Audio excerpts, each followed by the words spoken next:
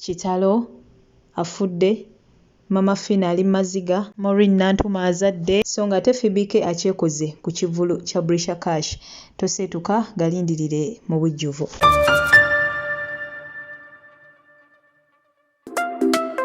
Mujebaleko gyonna gye mutussaako engalo kansuubire nti muli bulungi. Mukuliko eyo mmwe abagimaliriza so nga ate mmwe abakyagikakkalabya. Bannange kansuubire nti gibatwalaganya bulungi nnyo bulungi ddala. Manya nze Omumbejja Aisha Nassolo wano ofunawo amawulire agagenda maaso mu ggwanga lyattu Uganda. Kyenkusaba kiri kimu mukwano gwange. Subscribe nga ate kakakadde tojja kubeera nga ate wejjusa.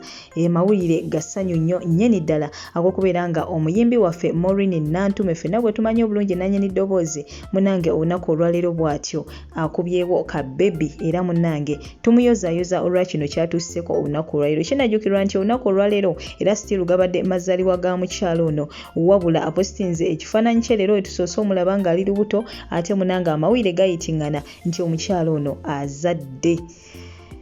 Kale no munaye tumuyozayoza olw'obuwanguzi buno Maureen Nantume bw'atusseeko so nga ate mawulire go gannaku nnyo nnyini ddala g'okubeera nga omwami ayitibwa Kaspa Balubulwa bw'atyo abadde aweereza ku Buganda Royal Institute ng'omuyambi wa ssenkulu w'ettendekero lino munnange bwe yafiiridde mu kabenje awo ekyengera. Omukulu ono munnange yabadde ku booda emmotoka gye yavudde eri ng'ejja bwenyooka sipiidi yakaweewo munnange bw'etyo n'emutomera pikiko yabadde era bw'atyo bambi nava mu bulamu bw'ensi eno Mungu n'amujjulula. Tusaba omwoyo gwe Katonda gw'omuzza emirembe agulamuze ekisa agumye emitima abaka ab'enganda ssaakaate n'ab'emikwano bambi. So nga ate nabyo tubitadde ku bbali ye Maama Fina ali mumaziga olw'ensonga nti munnange ttiimu ye baagikubye. Maama Fina yategese emipiira era nga munnange omuwanguzi yabadde wa kwetwalira sseddume w'embuzi era nga munnaye balina hoteero awo emu wagenda okubeera nga ate bawummuliza ebirowoozo oluvannyuma lw'omupiira guno. Wabula bambi Maama Fina chansi yamukutte bubi nti ttiimu munnange ye gye yabadde awagira gye baawutudde bubi nnyo bubi ddala.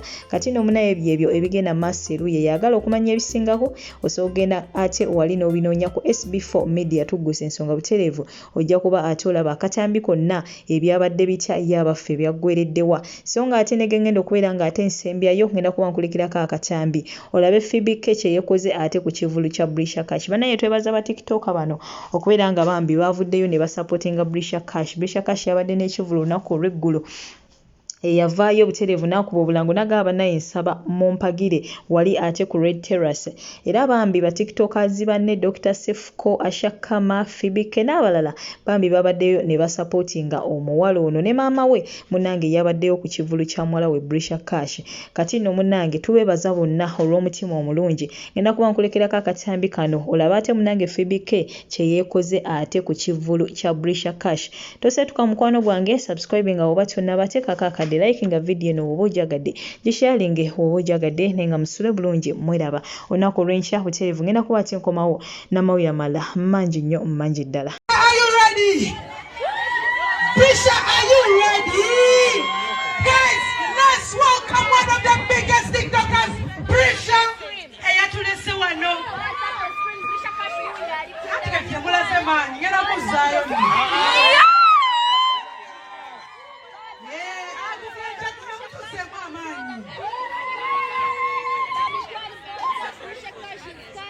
Alindako okujja waliwo abagembo bwajjanga bagenda. Brisha ogira olindako waliwo omukyala ali walaga bamubwajja yandeese nga ngenda ng'olagawa amaneja nawe olabisa oyambadde kiyero ofuma omulwanira nayambala era ayina entunula gy'atulamu ng'akasenya gwe mubi oba mbeera embi naye mubi gwe ovuma. Okay guys, mwebale kusema ne bale mwetegese mwebale tuwagira amani gongalaba amani gongalaba. So guys, are you ready for Brisha? No. Are you ready for Brisha? No.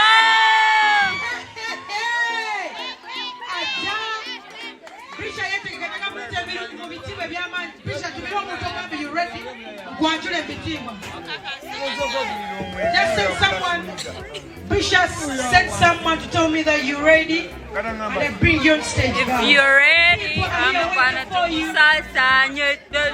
People are waiting for you guys. Thank you so much for coming again. Sharifu against the Diono. Mwebale kuwagira pressure crash.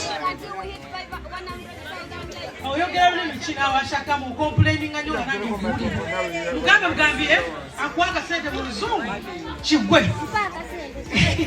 Bana yali ready for pressure gwe nize yekka.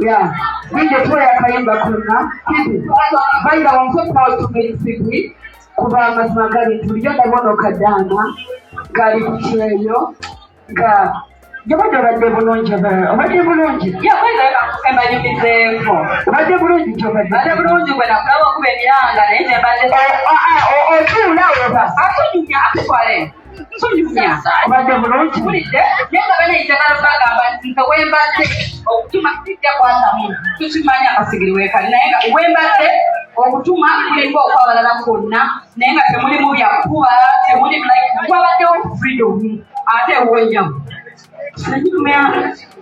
kuba kanyameza osimanya ne mwana wakikola amajja okugira mu byamajje bya bosu ogambe eki byamajje kwakula yabaida wenso omuntu akola ekinyumira era nka wezibanga kukola kintu bangenda kikola so nze video zona zona nakola kandi ku kyeyo kino please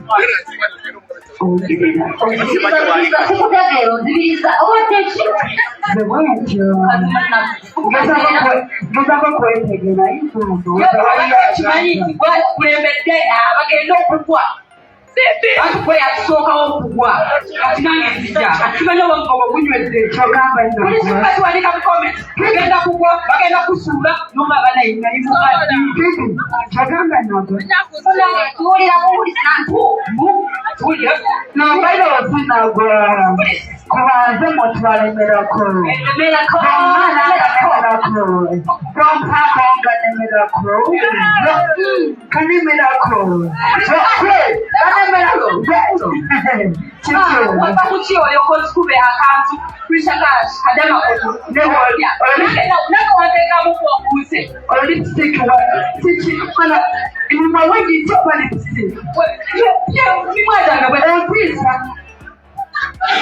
Otisa. No, ngande mbongese kosefu. Bam, isoni yange. Banange bisha agenze kali kawade kali koda. Banange temwasa obutebe. Temwasa obutebe. Tebasobola bwasa. Aina kwekwe. Tulete polisi jaka oba. Oya na moyitaba ba ex twabakowa twamulabanga mupi nnyo nga mupi nnyo naye nga kiki ekiriwo bisha tebakubaka bonna ababbi wano bamanyi kale anaakaana ko kesolososa bababbi gabamanyi Let's welcome Bishop Passion.